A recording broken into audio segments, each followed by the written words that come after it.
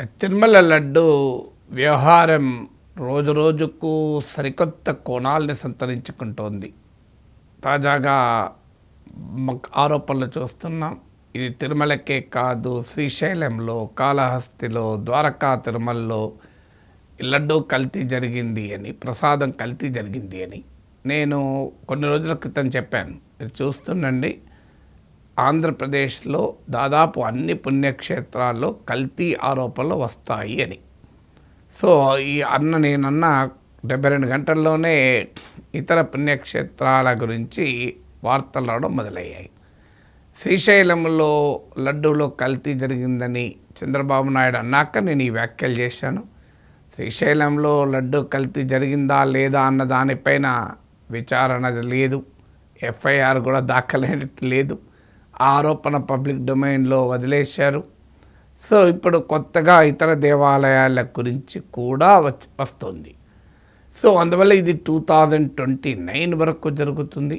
ఈ ఆరోపణల పర్వం కొనసాగుతుంది. ఎందుకంటే ఇది ఆధ్యాత్మికమైన అంశం కాదు, ఇది రాజకీయపరమైన ఘర్షణ.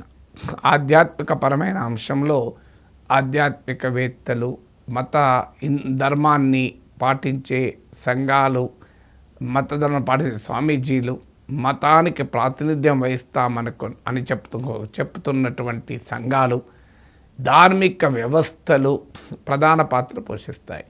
మీరు గమనించండి, తిరుమల లడ్డుపై ఈ వివాదంలో మొదటి నుంచి కూడా రాజకీయ పార్టీలు, రాజకీయ నాయకుల మధ్యనే ఘర్షణ జరుగుతోంది. నిజంగా మతపరమైన, ఆధ్యాత్మికపరమైన, ధర్మపరమైన వ్యవస్థలు కానీ వ్యక్తులు కానీ కీలక పాత్ర పోషించడం లేదు. రాజకీయ పరంగా చీలినటువంటి ఎవరైనా ఉంటే ఆధ్యాత్మిక మతపరమైన క్షేత్రంలో కూడా రాజకీయంగా చీలినవారు ఉంటారు కూడా. అలాంటి వాళ్ళు కాస్త వ్యాఖ్యానాలు చేస్తున్నారు తప్ప రాజకీయాలకు అతీతంగా ఆధ్యాత్మికమైన, ధార్మికమైన వ్యవస్థకు మాత్రమే పరిమితమైన వారు పెద్దగా స్పందిస్తున్న వాతావరణం లేదు. అంటే ఇది ప్రధానంగా రాజకీయ డొమైన్లో జరుగుతున్న పోరాటం. సాధారణంగా రాజకీయ డొమైన్లో జరుగుతున్న పోరాటం వల్ల రాజకీయపరమైన ప్రశ్న వస్తుంది. ఈ ప్రసాదంలో కల్తీ జరిగిందా? ఆ కల్తీ దేనితో జరిపారు? దీని వెనకాల ఉన్నది ఎవరు? వీరికి శిక్షలు పడతాయా? ఈ 4 ప్రశ్నలకు నా వద్ద ఇప్పటికిప్పుడు ఆన్సర్ ఉండదు. ఎందుకు ఉండదు అంటే ఇప్పటికీ అది న్యాయ వ్యవస్థ పరిధిలో ఉంది కనుక. ఒకటి ఛార్జ్షీట్ పరిధిలో కొన్ని ఉన్నాయి, ఛార్జ్షీట్ పరిధిలో లేనివి కూడా ఉన్నాయి. బట్ అల్టిమేట్గా న్యాయ వ్యవస్థ ఫైనలైజ్ చేయాల్సి ఉంటుంది. న్యాయ వ్యవస్థ ఫైనలైజ్ చేశాక ఎవరి అభిప్రాయాలు వాళ్ళకు ఉండవచ్చు. అందువల్ల ఆ 4 ప్రశ్నల పైన ఇప్పటికిప్పుడు సమాధానం చెప్పలేను. ఇక రాజకీయమైన పరిస్థితి ఏంటంటే ఎవరికి లాభం, ఎవరికి నష్టం, who gains, who loses in this battle. So ఈ బ్యాటిల్లో ఎవరు? దీంట్లో మనకు స్పష్టంగా కనబడుతున్నది ఏంటంటే ఈ మతపరమైన అంశాలు, రాజకీయపరమైన అంశాలు మీకు ఆంధ్రప్రదేశ్లో ఇలాంటివి రావడం అంతకుముందు లేవు. మీకు ఆ మతపరమైన విభజన ఉన్న రాష్ట్రం కాదది. భాషాపరమైన ఐక్యత కలిగినటువంటి రాష్ట్రం. మీకు linguistic identity dominate the religious identity. మీకు తెలంగాణలోనైనా మతాల మధ్య ఘర్షణ చూశాను తప్ప మతాల మధ్య ఘర్షణ కూడా కాదు, మత కలహాలు చూశాం. కానీ ఆంధ్రప్రదేశ్ మత కలహాలకు కూడా అతీతం. ఎందుకంటే మతపరమైన తేడాలకు కూడా భాషాపరమైన అస్తిత్వ ఐక్యతలో భాగమైపోతాయి. అందువల్ల ఆంధ్రప్రదేశ్కు ఉండే ప్రత్యేకతది. కానీ ఆ సమాజంలో రాజశేఖర రెడ్డి అధికారంలోకి వచ్చినప్పటి నుంచి స్టార్ట్ అయింది. 7 కొండలు, 2 కొండలు, అన్యమతస్థులు, అపవిత్రమైన పనులు, ఇలాంటి విమర్శలన్నీ వచ్చాయి. కానీ రాజశేఖర రెడ్డికి ఉన్నటువంటి సంక్షేమ ఇమేజ్ ముందు ఈ వివాదాలు ఫ్రింజ్ ఆస్పెక్ట్స్గానే ఉన్నాయి తప్ప రాజకీయాలను బలంగా ప్రభావితం చేయలే. ఈ ఆరోపణలు అడపాదడపా వినేది. దానికి తోడు ప్రధాన ప్రతిపక్షంగా ఉన్న తెలుగుదేశం పార్టీ రాజశేఖర రెడ్డికి మతపరమైన అంశాలతో ఎదుర్కోవాలి అనే ప్రయత్నం చేయలే. విమర్శలు, ఆరోపణలు భిన్నమైన వ్యక్తుల నుంచి, సంఘాల నుంచి వచ్చినా తెలుగుదేశం రాజకీయ పోరాటంలో అది ప్రధాన అస్త్రం కాదు. ప్రధాన అస్త్రం జలయజ్ఞం, ధనయజ్ఞం, ఇలాంటి అంశాలపైన తెలుగుదేశం రాజకీయపరమైన అంశాలపైన, సెక్యులర్ అంశాలపైన మాత్రమే పోరాడింది. ఇక రాజశేఖర రెడ్డి మరణానంతర రాజకీయ పరిణామాల్లో జగన్మోహన్ రెడ్డి అధికారంలోకి రావడంతో రాజకీయ రూపం మారింది. దీనికో తేడా కూడా ఉంది. రాజశేఖర రెడ్డి మరణించేంత వరకు చాలామందికి ఆయన మత విశ్వాసాల సంగతి తెలియదు. సో ఎందుకంటే ఆయనను మతం కోణంలో ప్రజలు కూడా చూడలేదు. ప్రజలు ఆయన వెనకాల ర్యాలీ కాలే, మీరు గమనించండి. అందువల్ల రాజశేఖర రెడ్డికి ఉండే పొలిటికల్ ఐడెంటిటీలో రిలీజియస్ డైమెన్షన్ అనే పర్సనల్ రిలీజియస్ ఫెయిత్ అనేది ఇష్యూ కాదు. ఇక కానీ జగన్మోహన్ రెడ్డికి వచ్చే వరకు ఇది బహిరంగంగా డెమాన్స్ట్రేట్ కావడం మొదలుపెట్టింది. దానికి విజయమ్మ బైబిల్ పట్టుకొని జరిపిన యాత్రలు కావచ్చు, జగన్మోహన్ రెడ్డి క్రిస్మస్ వేడుకలు జరుపుకున్న తీరు కావచ్చు, కుటుంబ సమేతంగా జెరూసలం వెళ్ళడం కావచ్చు, ఇవన్నీ కూడా ఆయనకు హక్కు లేదని నేను అనడం లేదు. రాజ్యాంగం ఆయన కల్పించిన హక్కు. ఆయన తన వ్యక్తిగత మత విశ్వాసాలను ఎవరైనా కలిగి ఉండొచ్చు. కానీ మతపరంగా సమాజంలో సోషల్ ఫాల్ట్ లైన్స్ ఉన్నప్పుడు ఒక మత విశ్వాసం కలిగిన వారు మెజారిటీ మతానికి సంబంధం లేనప్పుడు దానికి రాజకీయపరమైన పర్యవసనాలు కూడా మనలాంటి సమాజంలో అనివార్యమవుతాయి. అదే జరగడం మొదలుపెట్టారు. సో మీకు జగన్మోహన్ రెడ్డి రిలీజియస్ ఫెయిత్ ఎప్పుడైతే ప్రజలకు స్పష్టమైందో దీన్ని సహజంగానే రాజకీయ అస్త్రంగా మలుచుకునే ప్రయత్నం జరిగింది. ఆ కాంటెక్స్ట్లోనే జగన్మోహన్ రెడ్డి ముఖ్యమంత్రిగా ఉన్న సమయంలోనే రామతీర్థం వివాదము, అంతర్వేది వివాదము, అనేక పుణ్యక్షేత్రాల వివాదాలు, దేవాలయాలపై దాడులు, ఇవన్నీ చర్చనీయాంశమయ్యాయి. కానీ ఇంట్రెస్టింగ్ ఏంటంటే తర్వాత అధికారంలోకి కూటమి వచ్చినా ఇంతవరకు అంతర్వేదిని సిబిఐ తేల్చలేదు. అంతర్వేదిలో ఒక రథాన్ని ఎవరు తగలబెట్టారన్నది సిబిఐకి కూడా అర్థం కాలేదు. జగన్మోహన్ రెడ్డి వ్యూహాత్మకంగా దాన్ని సిబిఐ కోర్టుకు సిబిఐ వైపు బదిలీ చేశారు. సో ఆ తర్వాత మీకు జగన్మోహన్ రెడ్డి ఓడిపోయాక ఇక కూటమి రాజకీయ అస్త్రాలలో ఈ రాజకీయపరమైన అస్త్రాలు ప్రయోగించడంలో మతపరమైన అంశాలు కీలక భూమిక పోషించాయి. సో ఆ కీలక భూమికలో తెలుగుదేశం పార్టీ నాయకత్వం వహించింది. రాజశేఖర రెడ్డిపై టీడీపీ పోరులో మతం ఇంతటి కీలక భూమిక పోషించలే. జగన్మోహన్ రెడ్డిపై పోరాటంలో, టీడీపీ రాజకీయ పోరాటంలో మతం ఒక కీలక అంశంగా మారింది. అది కూడా పోస్ట్ 2024 మరింతగా మారింది. సో ఇది పూర్వరంగం. ఈ పూర్వరంగంలో మనకు కనిపించే మొదటి అంశం ఏంటి? జగన్మోహన్ రెడ్డి డెమాన్స్ట్రబుల్ రిలీజియస్ ఫెయిత్, అంటే బహిరంగంగా తను ప్రకటించుకున్న తన మత విశ్వాసము వల్ల తమకు ఇతర మెజారిటీ మతములో ఆయన పైన అపనమ్మకం కలగటానికి అవకాశం ఉంటుంది. అందువల్ల ఈ ఆరోపణలు ప్రసాదాన్ని కల్తీ అనే ఆరోపణలు సహజంగానే నమ్మటానికి స్కోప్ ఉంటుంది అనేది బహుశా జగన్ ప్రత్యర్థుల అంచనా. నేను మళ్ళీ చెప్తున్నాను, ప్రసాదం కల్తీ జరిగిందా, జరగలేదా, దేంతో జరిగింది, దీని వెనకాల ఎవరున్నారు అన్న ప్రశ్నలకు నేను సమాధానం చెప్పడం లేదు. అందువల్ల జరిగినా జరగకపోయినా ఈ అంశము రాజకీయ క్షేత్రంలో ఉండటానికి కారణాలు ఏంటి, అలా ఉండడం వల్ల రాజకీయ ప్రయోజనం ఉంటుందా అని మాత్రమే చెప్తున్నా. సో అందువల్ల ఈ జగన్మోహన్ రెడ్డి రిలీజియస్ మత విశ్వాసాలు ప్రజలందరికీ తెలుసు కనుక ఈ అంశము ప్రజల అభిప్రాయాన్ని ప్రభావితం చేస్తుంది అని కూటమి నేతల అంచనా, ముఖ్యంగా టీడీపీ అంచనా. దానికి కాస్త జనసేన కూడా కలిసి వస్తుంది. కానీ ఇక్కడ సమస్య ఏంటంటే 2019లో జగన్మోహన్ రెడ్డికి 151 సీట్లు ఇచ్చినప్పుడు జగన్మోహన్ రెడ్డి రిలీజియస్ ఐడెంటిటీ ప్రజలకు తెలియదా? అప్పటికే even Christian voters Jaganmohan Reddy own చేసుకున్న తీరు మనకు తెలియదా? అప్పటికే రాజశేఖర రెడ్డి ఆల్రెడీ మత ప్రచార వ్యవహారం రాజశేఖర రెడ్డి టైంలోనే కదా బ్రదర్ అనిల్ అంశం ముందుకు వచ్చింది.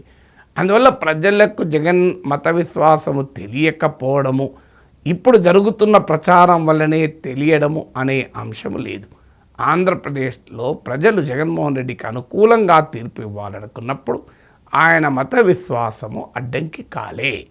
అందువల్ల ఇప్పుడు ఆయనను మళ్ళీ అధికారంలోకి రాకుండా ఉండేందుకు ఆయన మత విశ్వాసము అడ్డంకి అవుతుందా అనే ప్రశ్న ముందుకు వస్తుంది. అది రాజకీయపరమైన అంశంగానే ఉంటుంది. జగన్ పట్ల వ్యతిరేకత, బలంగా వ్యక్తమైంది కనుక ఈ 5 ఏళ్లలో ఆ వ్యతిరేకతను ఆయన అధిగమించుకోగలడా, ఆయన చేసిన తప్పుల్ని సరిచేసుకోగలడా, కూటమి ప్రభుత్వం పైన అసంతృప్తి ఏ స్థాయిలో ఉంటుంది అనే అంశాలు నిర్ణయిస్తాయి తప్ప జగన్ మత విశ్వాసాల నేపథ్యం నిర్ణయిస్తుందా అనేది ప్రశ్న. ఇది మొదటిది. ఇక రెండవది, ఆంధ్రప్రదేశ్ దేశంలో హిందుత్వ పాలిటిక్స్ ఇంపాక్ట్ ఉంది కనుక, ఇన్ఫ్లుయెన్స్ ఉంది కనుక అది ఎక్కడైనా ఉంటుంది ఎంతో కొంత. ఉత్తరాది స్థాయిలో ఉండకపోయినా ప్రజలు మతం చేత చాలా ప్రభావితమవుతారు. మతము రాజకీయ రూపాన్ని సంతరించుకున్న కాలంలో మనం బతుకుతున్నాం గనక ఆ అవకాశాన్ని ఆంధ్రప్రదేశ్లో ఎవరు అందిపుచ్చుకోవడం లేదు గనక ఇది తమకు అడ్వాంటేజ్గా ఉంటుంది అని తెలుగుదేశం నాయకత్వం అంచనా వేసినట్టుగా ఉంది. ఇక్కడ బీజేపీ లేదు గనక, హిందుత్వ పొలిటికల్ స్పేస్ ఖాళీగా ఉంది కనుక తాము గనక ఆ హిందుత్వ పొలిటికల్ స్పేస్లోకి కాస్త ఎంటర్ అయితే తమకు ప్రయోజనం ఉంటుంది. అందులో బీజేపీ తమతోనే ఉంది గనక, తమ ప్రత్యర్థిగా లేదు గనక ఇది అడ్వాంటేజ్గా ఉంటుందని టీడీపీ క్యాలిక్యులేషన్. ఈ క్యాలిక్యులేషన్ నిజంగానే టీడీపీకి ఉపయోగపడుతుందా? నిజంగానే హిందుత్వ పొలిటికల్ స్పేస్ కనుక పెరిగినా, హిందుత్వ ఐడియాస్కు మతపరమైన ఆలోచనలకు ప్రజలు ప్రభావితం కావడం మొదలైతే షార్ట్ టర్మ్లో టీడీపీకి ఏమైనా బెనిఫిట్ ఉంటే ఉండవచ్చేమో, కానీ లాంగ్ టర్మ్లో అది బీజేపీకే బెనిఫిట్ అవుతుంది. ఎందుకంటే ఒరిజినల్ మతపరమైన రాజకీయ సమీకరణ బీజేపీ పేటెంట్ హక్కు. మీకు చరిత్రలో చూడండి, మీకు రాహుల్ గాంధీ 2019 ఎలక్షన్స్ అప్పుడు శివభక్తుడిగా రూపమెత్తి శివాలయాలను సందర్శిస్తూ ఇలా రకరకాల తన సాఫ్ట్ హిందుత్వాన్ని ప్రదర్శించాడు. ప్రజలు రాహుల్ గాంధీకి ఓటేయలే, మోడీకి ఓటేశారు. అరవింద్ కేజ్రీవాల్ తన హనుమంతుని భక్తున్నంటూ ప్రదర్శించుకున్నాడు, కానీ ప్రజలు అరవింద్ కేజ్రీవాల్కి ఓటేయలేదు. ఈవెన్ ఇటీవల ఎన్నికలైతే అయోధ్యకు ఉచిత ప్రయాణాలు నేను స్పాన్సర్ చేస్తానన్నాడు, అయినా కూడా ప్రజలు తిరస్కరించారు. మనం మర్చిపోకూడదు. ఉత్తరప్రదేశ్లో అధికారం కొరకు తాను విష్ణుమూర్తి భక్తున్నని, అంతే బీజేపీ రామునికే పరిమితమైంది. దశావతారాల్లో ఒక అవతారం, నేను ఈ దశావతారాలన్నింటికీ ఒక సింబల్గా ఉండే విష్ణుమూర్తికే నేను భక్తున్నట్టు అఖిలేష్ యాదవ్ ఏకంగా పరశురాం జయంతిని మేము సెలవుగా ఇస్తాం నుంచి మొదలుకొని దేశంలోనే అతిపెద్ద విష్ణు ఆలయాన్ని నిర్మిస్తానంటూ ప్రామిస్ చేశారు. కానీ యోగి ఆదిత్యనాథ్ ముందు బీజేపీ మీద నిలబడ్డా? మీకు ఇంకొక ఉదాహరణ కూడా చెప్తాను. తెలంగాణ ఉద్యమ కాలంలో కేసీఆర్ తెలంగాణ వాదాన్ని ఎత్తుకునేంత వరకు ఏ పార్టీ కూడా ఆ స్థాయిలో ఎత్తుకోలే. కానీ ఆయన ఎత్తుకున్న తర్వాత ఏం జరిగింది? 2009లో టీడీపీ అప్పటికప్పుడు అసలు తెలుగు ప్రజల సమైక్యతకు ప్రాతినిధిగా ఉండాల్సిన తెలుగుదేశం పార్టీ కాస్త అప్పటికప్పుడు షార్ట్ టర్మ్ పాలిటిక్స్ కొరకు ఎర్రనాయుడు కమిటీ వేసి తెలంగాణ నినాదం ఎత్తుకొని అసలు మీరు పెడతారా తీర్మానాన్ని, తెలంగాణ నన్ను పెట్టమంటారా అని చంద్రబాబు నాయుడు అఖిలపక్షంలో కాంగ్రెస్ ముఖ్యమంత్రి రోషేని నిలదీస్తే టీడీపీ బలపడిందా? ఆఖరికి ఏం జరిగింది? టీడీపీ తెలంగాణలో అడ్రస్ లేకుండా పోయింది, బీఆర్ఎస్కి అధికారం వచ్చింది.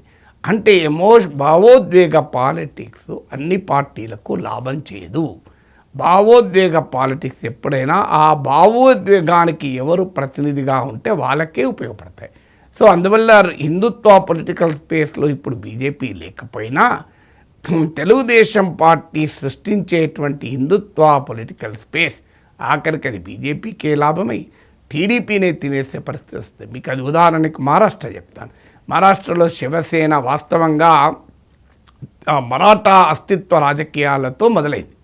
సో అది కూడా మిలిటెంట్ మరాఠా అస్తిత్వ రాజకీయాలు. తెలుగుదేశం పార్టీ తెలుగు అస్తిత్వం వేరు, శివసేన మరాఠా అస్తిత్వం వేరు. సో కానీ రెండిట్లో కూడా ఐడెంటిటీ లాంగ్వేజ్ ఐడెంటిటీ అయితే కామన్. తేడా ఉంది, ఎందుకంటే శివసేన మరాఠా అస్తిత్వం నాన్ మరాఠీస్ పైన దాడులుగా ఉంది. తెలుగుదేశం తెలుగు లింగ్విస్టిక్ ఐడెంటిటీ అలాంటి ద్వేషం ఇప్పుడు ఇతర భాషలపైన చూపడాయి. బట్ ఏదైనా రెండు లింగ్విస్టిక్ ఐడెంటిటీతో మొదలయ్యాయి. శివసేన తర్వాత హిందుత్వ పార్టీగా రూపొంది భారతీయ జనతా పార్టీ కన్నా ప్రధాన ప్లేయర్గా ఉన్నారు. కానీ కాలక్రమేణా ఏమైంది? హిందుత్వ పొలిటికల్ స్పేస్లో బీజేపీ పెరుగుతున్న కొద్దీ శివసేన అదృశ్యమైపోయి ఆఖరికి శివసేనను బీజేపీయే 2 ముక్కలు చేస్తే ఇవాళ శివసేన తన రాజకీయ ఉనికి కొరకు తంటాలు పడాల్సి వస్తుంది. సో అందువల్ల మీకు తెలుగుదేశం పార్టీ కూడా భాషాపరమైన అస్తిత్వంతో మొదలై మతపరమైన అస్తిత్వాన్ని బీజేపీ లేదు కదా అని తామే హిందుత్వ పొలిటికల్ స్పేస్లో సీనియర్ పార్ట్నర్గా ఉంటామనుకుంటే జూనియర్ పార్ట్నర్గా ఉండే బీజేపీ పెరిగినాక ఏం జరుగుతుందో శివసేన అనుభవం నుంచి తెలుగుదేశం నేర్చుకోవాలి. అందువల్ల హిందుత్వ పొలిటికల్ స్పేస్లో ఖాళీ ఉందనుకొని దాంట్లోకి నేను ఎంటర్ అయితే రాజకీయంగా ప్రయోజనం ఉంటుంది అనుకునేది షార్ట్ సైటెడ్ పాలిటిక్స్ తప్ప దీర్ఘకాల రాజకీయ దృక్పథంతో చూస్తే కాదు. ఇక మూడవది ఏంటి అంటే లోకల్గా ఉండే ఎవరైనా ప్రభుత్వంలో ఉంటే ఎంతో కొంత అసంతృప్తి ఉంటుంది, ఏదో ఒక అంశం పైన అసంతృప్తి ఉంటుంది. ఇవాళ లేకపోయినా రేపైనా వస్తుంది. Governments across the world are vulnerable to discontent. ఇది వరల్డ్ వైడ్ ప్రిన్సిపల్. మీరు అమెరికాలో చూడండి, అత్యధిక మంది ప్రెసిడెంట్స్ మిడ్ టర్మ్ ఎలక్షన్స్లో నెగిటివ్ రిజల్ట్స్ ఎదుర్కొన్నారు, ఇంక్లూడింగ్ అమెరికన్ డెమోక్రసీ.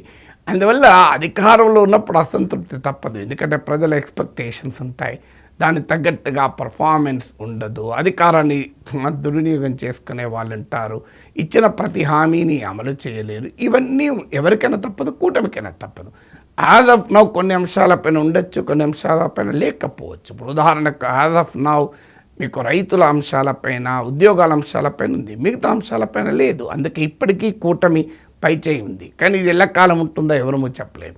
అందువల్ల చంద్రబాబు నాయుడు వ్యూహాత్మకంగా తన ప్రభుత్వ పర్ఫార్మెన్స్ పైన ప్రజల దృష్టి అసంతృప్తి రాకుండా ఉండాలి అంటే ప్రజలు ఈ అంశాలపైన కాకుండా ఎమోషనల్ అంశాలపైకే పరిమితం కావాలి.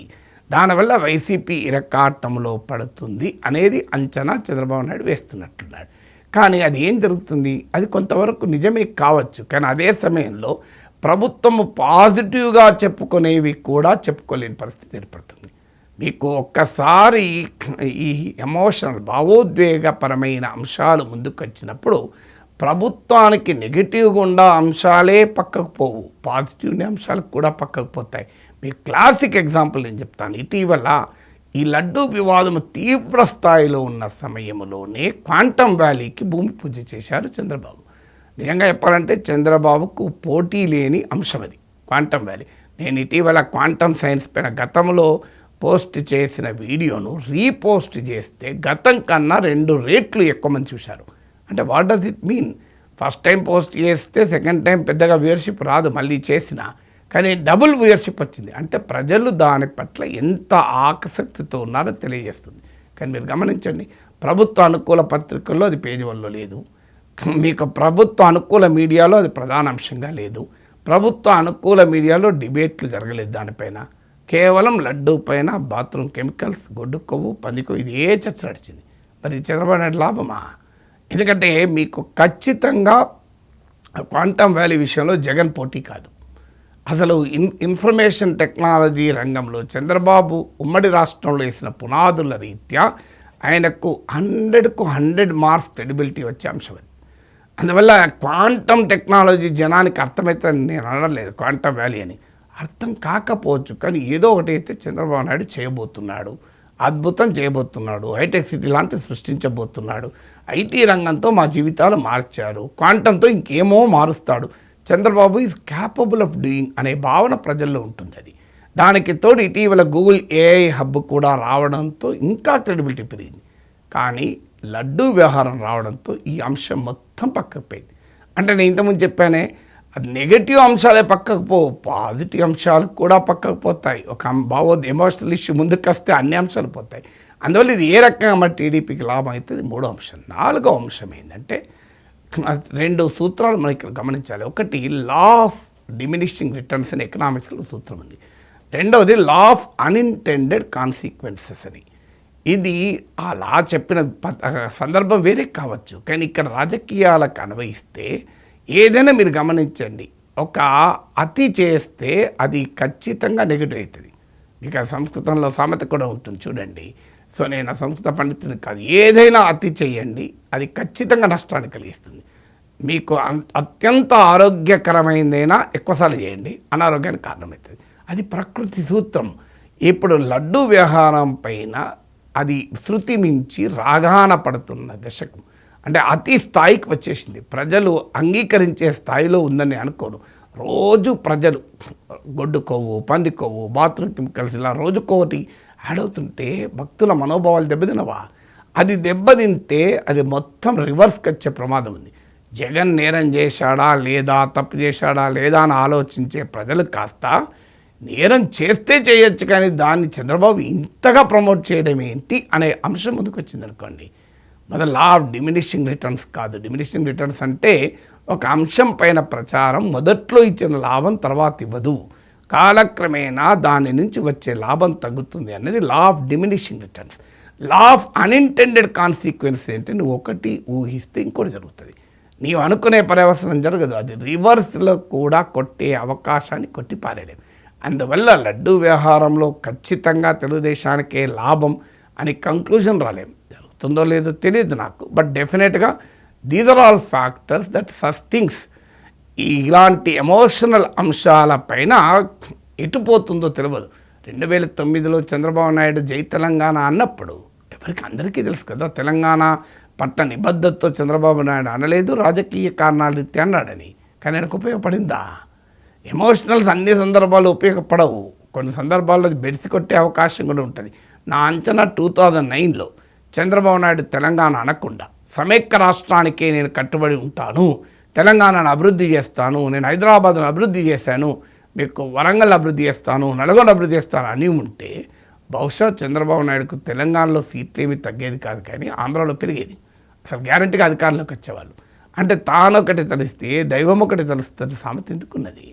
సో అన్ని సందర్భాల్లోనూ రాజకీయ పండితులుగా భావించేవారు వ్యూహాలు చేస్తే, చాణుక్యులు అనుకుంటే అది ప్రతిసారి సెట్ అవుతుంది అనుకుంటే పొరపాటు. అది లడ్డూ వ్యవహారానికైనా వర్తిస్తుంది కదా. చివరగా ఈ రాజకీయ పోరాటంలో ఏ పార్టీ గెలుస్తుందో నేను చెప్పలేను, కానీ ఓడిపోయే వాళ్ళు మాత్రం హిందూ ధర్మం, హిందూ మతం, హిందూ విశ్వాసాలు మాత్రం ఖచ్చితంగా ఓడిపోతాయి. ఎందుకంటే జరగాల్సినంత డ్యామేజ్ జరుగుతుంది, ఇంకా జరిగే ప్రమాదమే ఉంది. అప్పటిదాకా నా అపీల్ ఏంటంటే, అయ్యా కల్తీ జరిగితే క్షమించే ప్రసక్తే లేదు, మనుషులకు అపచారం చేస్తేనే శిక్షలు వేస్తామే, ఇక దేవుడికి అపచారం చేస్తే ఎంత శిక్షలు వేయాలి. కానీ రాజకీయ నాయకులకు నా అపీల్ ఏంటంటే, అయ్యా కోర్టుల్లో తేలేదాకా అయినా ఓపిక పట్టండి, రాజకీయాలకు సమయం ఉంది కదా, ఇంకా ఎన్నికలు ఇంకా చాలా రోజులు ఉన్నాయి కదా. కోర్టులో ఎస్టాబ్లిష్ అయినాక మీరు ఏమైనా చేయండి. రేపు కోర్టులో ఎస్టాబ్లిష్ కాలేదనుకోండి, ఇప్పటిదాకా చేసింది మీకు లాభమేమో, కానీ సమాజానికి మాత్రం నష్టం, మతం విశ్వాసాలకు నష్టం, ధర్మానికి నష్టం కదా. లెట్ us వెయిట్, కాస్త కోర్టులో తేలేదాకైనా ఈ వివాదం పైన మారటోరియం ప్రకటిద్దాం, కాల్పుల విరమణ అంటారే, సీజ్ ఫైర్ ప్రకటించుదాం. రాజకీయంగా చెప్పాల్సినంత చెప్పారు, క్రియేట్ చేయాల్సినంత నరేటివ్ అంతా క్రియేట్ అయింది. ఇక నన్ను ఆపితే కాస్త దేవభక్తులు ఆనందపడతారు.